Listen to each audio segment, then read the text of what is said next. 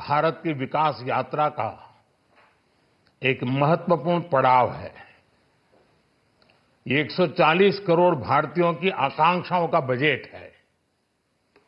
ये हर भारतीय के सपनों को पूरा करने वाला बजट है।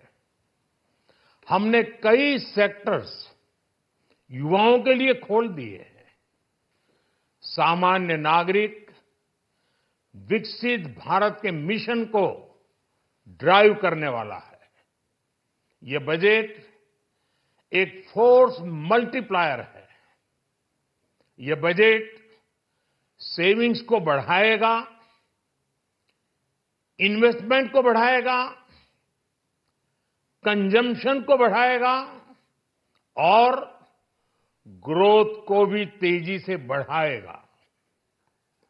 मैं वित्त मंत्री निर्मला सीतारमण जी और उनकी पूरी टीम को इस जनता जनार्दन का बजट, पीपल्स का बजट, इसके लिए बहुत बहुत बधाई देता हूं।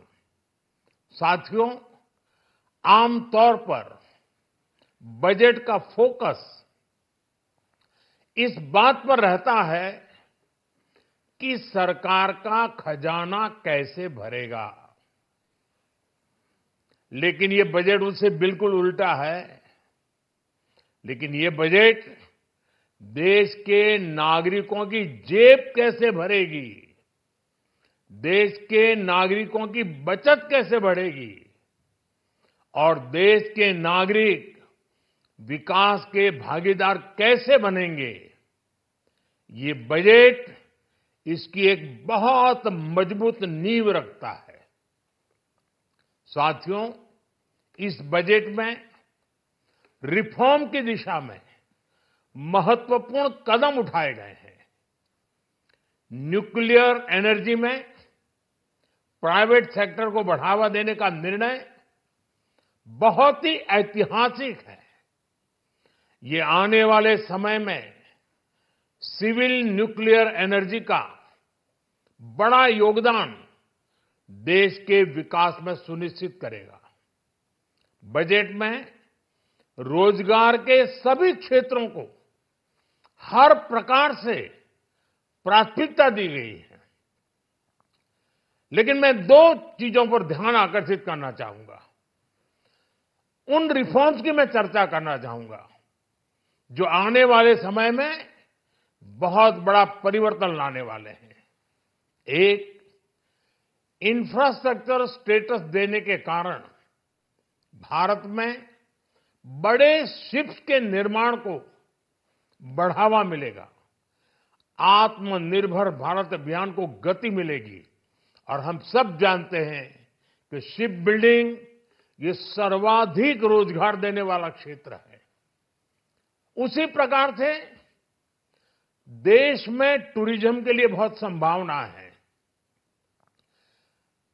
महत्वपूर्ण 50 टूरिस्ट डेस्टिनेशन, वहां पर जो होटल्स बनाएंगे, उस होटल को पहली बार इंफ्रास्ट्रक्चर के दायरे में लाकर टूरिज्म पर बहुत बल दिया है। इससे हॉस्पिटैलिटी सेक्टर को, जो रोजगार का बहुत बड़ा क्षेत्र है, और टूरिज्म जो रोजगार का सबसे बड़ा क्षेत्र है, एक प्रकार से चारों तरफ रोजगार के अवसर पैदा करने वाला एक क्षेत्र को ऊर्जा देने वाला काम करेगा। आज देश विकास भी, विरासत भी इस मंत्र को लेकर चल रहा है। इस बजट में भी इसके लिए भी बहुत महत्वपूर्ण और ठोस कदम उठाए गए हैं। 1 करोड़ पांडुलिपियों के लिए संरक्षण के लिए, मैन्युस्क्रिप्ट के लिए ज्ञान भारतम मिशन लॉन्च किया गया है। साथ ही भारतीय ज्ञान परंपरा से प्रेरित एक नेशनल डिजिटल रिपोजिटरी बनाई जाएगी। यानी टेक्नोलॉजी का भरपूर उपयोग किया जाएगा और हमारा जो परंपरागत ज्ञान है उसमें से अमृत निचोड़ने का भी काम होगा। साथियों, बजट में किसानों के लिए जो घोषणा हुई है वो कृषि क्षेत्र और समूची ग्रामीण अर्थव्यवस्था में नई क्रांति का आधार बनेगी। पीएम धन धान्य कृषि योजना के तहत 100 जिलों में सिंचाई और इंफ्रास्ट्रक्चर का डेवलपमेंट होगा।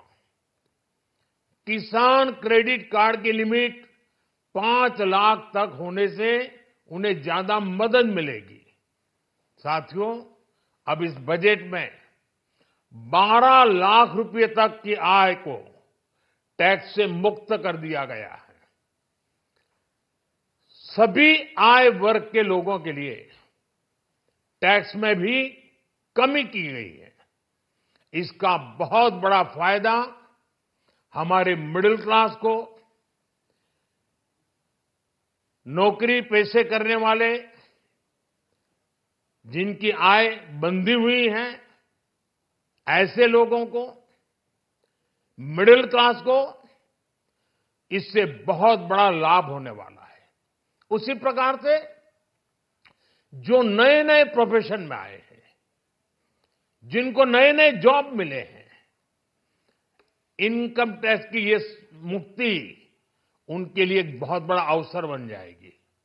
साथियों, इस बजट में मैन्युफैक्चरिंग पर 360 डिग्री फोकस है ताकि एंटरप्रेन्योर्स को, एमएसएमईज को, छोटे उद्यमियों को मजबूती मिले और नई जॉब पैदा हो। नेशनल मैन्युफैक्चरिंग मिशन से लेकर clean tech, leather, footwear, toy industry जैसे अनेक सेक्टर्स को विशेष समर्थन दिया गया है। लक्ष्य साफ है कि भारतीय प्रोडक्ट्स ग्लोबल मार्केट में अपनी चमक बिखेर सके। साथियों, राज्यों में इन्वेस्टमेंट का एक वाइब्रेंट कॉम्पिटिटिव माहौल बने, इस पर बजट में विशेष जोर दिया गया है। एमएसएमईज और स्टार्टअप के लिए क्रेडिट गारंटी को दोगुना करने की घोषणा भी हुई है। देश के एससी, एसटी और महिला जो नए उद्यमी बनना चाहते हैं उनको 2 करोड़ रुपए तक के लोन की योजना भी लाई गई है और वो भी बिना गारंटी। इस बजट में न्यू एज इकोनॉमी को ध्यान में रखते हुए गीग वर्कर्स के लिए बहुत बड़ी घोषणा की गई है। पहली बार गीग वर्कर्स का ई श्रम पोर्टल पर रजिस्ट्रेशन किया जाएगा।